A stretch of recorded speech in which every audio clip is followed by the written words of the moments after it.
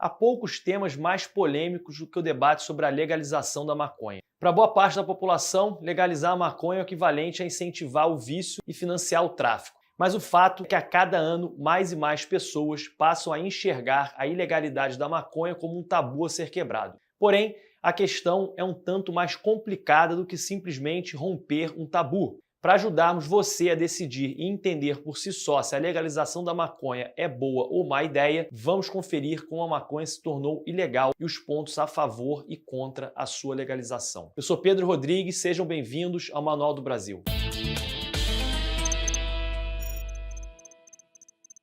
Quando a gente fala sobre legalidade ou ilegalidade da maconha, na realidade estamos tratando de uma variedade de tópicos. Primeiro, existe a distinção entre o uso recreativo ou medicinal da planta. A partir dessa diferenciação, a legislação de diferentes países variam quanto à distribuição, cultivo e como e sob quais condições o uso medicinal pode se dar. Muitas pessoas embasaram suas leis quanto à maconha a partir de 3 tratados da ONU: a Convenção UNA sobre Narcóticos de 61, a Convenção sobre Substâncias Psicotrópicas de 71, a Convenção contra Tráfico Ilícito de Narcóticos e Substâncias Psicotrópicas de 88. De acordo com o conjunto desses tratados, a maconha passou a receber a classificação mais estrita, reservada para as drogas mais pesadas, as quais são altamente viciantes e o uso causa danos intensos ao usuário, que não vale a pena manter pesquisas quanto a qualquer benefício medicinal que a droga possa ter. Porém, esses tratados não se fundamentaram em pesquisas, mas muito mais na opinião de políticos e gestores ao redor do mundo. O que fez com que em 2020 a ONU, embasada em pesquisas e sugestões da Organização Mundial da Saúde, reclassificasse a maconha para uma droga leve, apesar de altamente viciante. Devido aos riscos de seu uso serem pequenos em relação a outras drogas, essa nova classificação recomenda que haja pesquisa sobre o uso medicinal desse produto. E agora a questão é que muitos países ainda não acompanharam o desenvolvimento dessa reclassificação. Porém, apesar dessa reclassificação ser de fato recente, é muito pouco provável que em todos os países que mantenham essa ilegalidade até a primeira pesquisa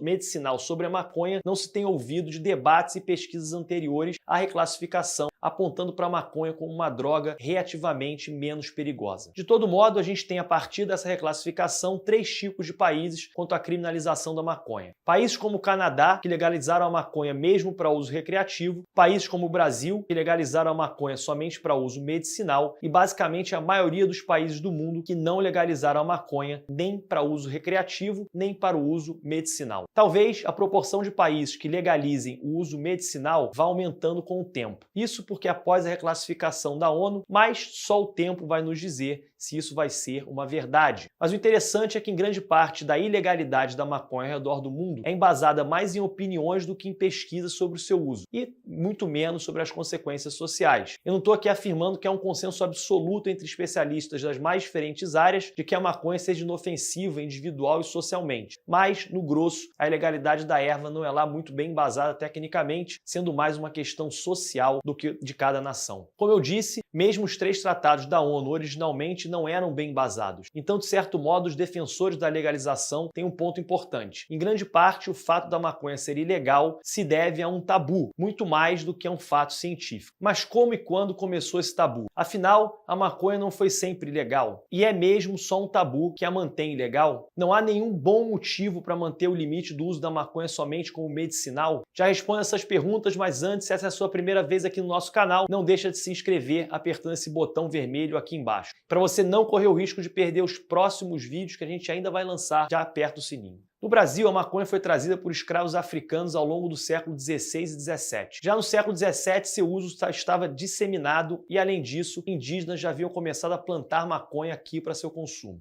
Já no século XIX, havia algumas farmácias que vendiam maconha como remédio para tratar asma, bronquite e insônia, além da erva ser comercializada também por seus efeitos sedativos. Mas não é como se a maconha fosse completamente aceita pela sociedade. Havia rumores de efeitos que ela poderia ter, tornando as pessoas, especialmente os escravos, ou mais violentos ou mais preguiçosos, até mesmo mais lascivos. Os supostos efeitos danosos variavam de rumor para rumor. Mesmo assim, não havia algo como um esforço organizado radicalizado contra o uso da maconha, isso até mais ou menos a década de 30. Nesse período, começou nos Estados Unidos uma frente para tornar a maconha ilegal e de lá se originou boa parte da influência em outros países para sua criminalização. Por lá, na década de 30, lançaram-se boatos sobre o impacto não só moral, mas também social da maconha. Há inúmeras teorias sobre o porquê e como surgiu por lá essa aversão à maconha, desde conflitos de interesses com empresas farmacêuticas que não detinham a propriedade exclusiva da maconha, mas sim de outras drogas como a aspirina, e há também teorias que ligam a aversão à maconha com reações racistas e xenófobas dentro da população. Nos Estados Unidos, a maconha foi trazida por imigrantes mexicanos, que foram para lá no início do século XX. Na realidade, a maconha já era bem conhecida nos Estados Unidos, mas muito mais pelo seu uso medicinal ou pelo uso da fibra da planta para fazer cordas e tecidos. O uso recreativo veio com muito mais força com a imigração mexicana, de modo que, de início, a maconha passou a ser conectada imediatamente aos imigrantes mexicanos. Há certo sentido nessa teoria, já que aqui também se desenvolveu certa aversão pela maconha no início ao atrelá-la aos negros descendentes de africanos. A maconha seria uma substância estranha à sociedade brasileira e típica de grupos raciais aos quais o Brasil racista da época não queria se ver relacionado. Com o tempo, claro, a maconha e seus usuários ganhariam estigmas próprios, independente da raça, cor, credo ou nacionalidade aqui nos Estados Unidos. Em boa parte porque movimentos hippies da contracultura ou mesmo a ascensão das estrelas do rock trouxe o uso da maconha para os mais diversos ambientes sociais. Qualquer que seja o motivo para selecionar a maconha como droga não aceitável, enquanto tabaco e álcool eram, o fato é que a partir da década de 30, influenciados pelos movimentos anti-maconha americanos, aqui se iniciaram campanhas para justificar uma criminalização da maconha, que obviamente não estava atrelada a uma raça ou povo, mas a riscos à saúde e à ordem social. E essas campanhas foram muito bem sucedidas, já que em 1934 foi aprovada na Assembleia Nacional a proibição do cultivo, venda e consumo da maconha. Já em 73 veio a Lei 6.368, que tratava melhor do aspecto penal sobre o comércio e uso de variadas drogas, incluindo a maconha. Em complemento ao aspecto penal, veio a Lei 10.059, que tratava do aspecto processual dos crimes envolvendo drogas. Finalmente, em 2006, veio a Lei 11.343, houve uma distinção entre o usuário e o traficante de maconha. Enquanto essa lei prevê penalidades mais brandas para o usuário, também estabelece penas mais duras para o traficante. Além dessa diferenciação entre usuário e traficante, o Brasil afrouxou um pouco em relação à maconha quanto ao uso medicinal. Desde 2015, medicamentos que usam a maconha podem ser receitados para pacientes terminais, por exemplo. Nesse cenário é onde o Brasil se encontra por enquanto. Há a possibilidade do uso medicinal e o usuário não deve ser punido com a mesma severidade que o traficante, mas o uso recreativo ainda não é de fato liberado. Será que esse equilíbrio é o ideal? Será que já fomos longe demais? Será que avançamos muito pouco? Para te ajudar a esclarecer esse tipo de questionamento, vamos ver aqui os pontos negativos e positivos de um avanço na legalização da maconha. Antes, vamos esclarecer a diferenciação entre legalização e descriminalização. Parecem sinônimos, mas na realidade eles não são. A legalização significa que qualquer sanção seria suspensa quanto ao uso e comercialização da maconha, enquanto a descriminalização significaria que penas abrandadas como multas ou prestação de serviços comunitários, tanto para usuários quanto para traficantes. Para simplificar, os pontos que vamos tratar aqui dizem respeito à legalização. Vamos começar com os pontos negativos, que se resumem a dois, que são os efeitos na saúde e o crime organizado. Muitas pessoas afirmam que, na realidade, o crime organizado lucra com a proibição da maconha, já que, se regularizada, os lucros com seu comércio deveriam estar claros e limpos, impossibilitando a tese fossem usados para financiar o crime organizado.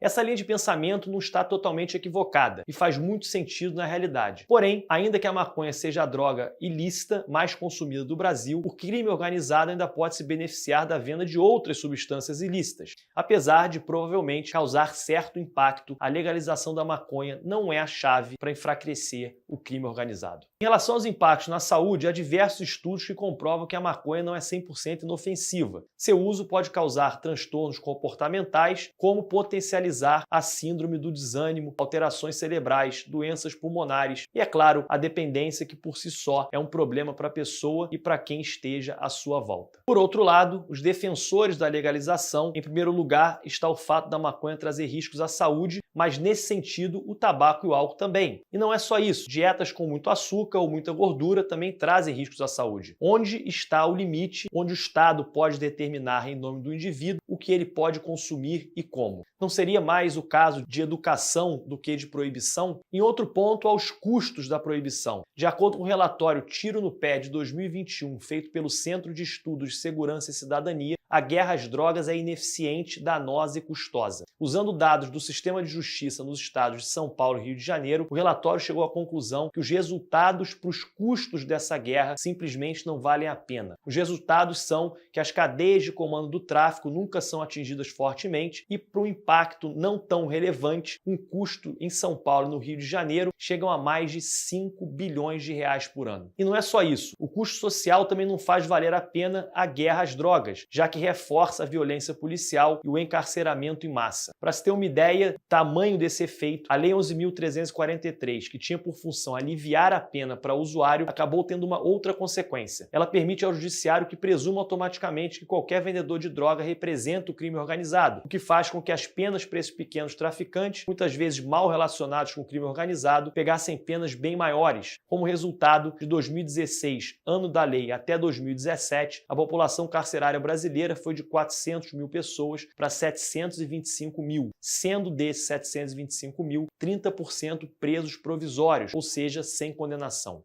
Mais um ponto a favor da legalização é o potencial de arrecadação de impostos com o novo comércio legalizado. Estima-se que a legalização da maconha movimentaria até 6 bilhões de reais por ano. Por fim, como eu já disse, a maconha possui propriedades medicinais, especialmente úteis para pacientes terminais ou que estejam em estado além da cura. A maconha pode apaziguar a dor e a depressão nesses casos, segundo pesquisas científicas. Bem, eu espero que essa breve exposição tenha contribuído para que você embase melhor sua opinião, seja ela contrária ou favorável à legalização. E agora, no fim do vídeo, você chegou a mudar de opinião? Você é favorável ou contrário à legalização? Comente aqui embaixo que outros temas você gostaria de ver abordados aqui no canal. A sua ajuda é essencial para fazer o Manual do Brasil crescer cada vez mais. Por isso, não esquece de dar o seu like e compartilhar com todos os seus amigos e familiares. Valeu e até o próximo vídeo.